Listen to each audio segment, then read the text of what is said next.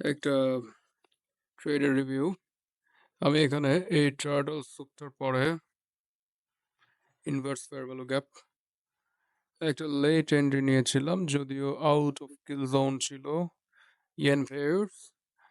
ঠিক আছে, এটা মোটামুটি কনসলিডেট করে করে নিচে নেমেছে, তবে ডেলিভারি নিচের দিকেই ছিল। নিচে ডেলিভার করেছে, এরপরে ইমব্যালেন্স সৃষ্টি হয়েছে এখানে। এগুলো হচ্ছে fair value gaps, fair value gap field, আবার ডিসপ্লেসমেন্ট, আবার fair value gap field, displacement. এখন 8:30 সময়ের দিকে দেখেন, 8:30 কিল জোনে এসে একটা big move, Japanese yen pair next target এই পর্যন্ত দেখতে পাচ্ছি। এখানকার ইমব্যালেন্স এবং লিকুইডিটি নেওয়ার জন্য এই পর্যন্ত আসবে অ্যাটলিস্ট। আর ইনিশিয়ালি এতটুকু আসবে, এরপরেও এই মোটামুটি এই পর্যন্ত আসার একটা পসিবিলিটি আছে। ঠিক আছে, okay, so that's the late entry trade review. Maybe এটা আমি টেলিগ্রাম চ্যানেলে একটা আপডেট দিয়েছিলাম, তবে আমার এইখানে একটা এন্ট্রি ছিল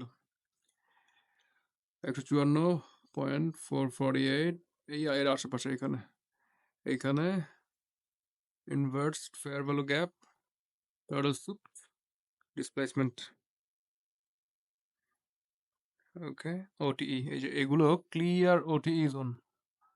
ঠিক আছে, ডিসপ্লেসমেন্টের মাথা থেকে নেক্সট সুইং পর্যন্ত একদম ক্লিয়ার ওটি। এইখানে জাস্ট ইকুইলিব্রিয়ামের উপরে গিয়েছে, প্রিমিয়াম 79% লেভেল টাচ করেছে, নেমে গেছে। নেক্সট এগুলাও সেম।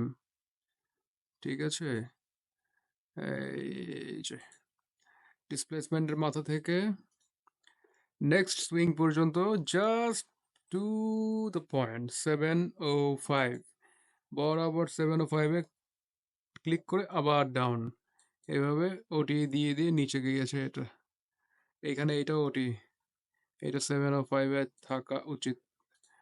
আমি একটু দেখি ডিসপ্লেসমেন্টের মাথা থেকে নেক্সট সুইং পর্যন্ত।